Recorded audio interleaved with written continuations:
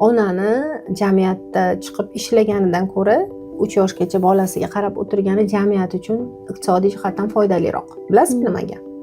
Chunki mana shu bola emotsional stabilroq bo'ladi, stressga chidamliroq bo'ladi, ya'ni yaxshiroq ishlaydi kelajakda, jinoyatchilik darajasi ham pastroq bo'ladi o'z-o'zidan.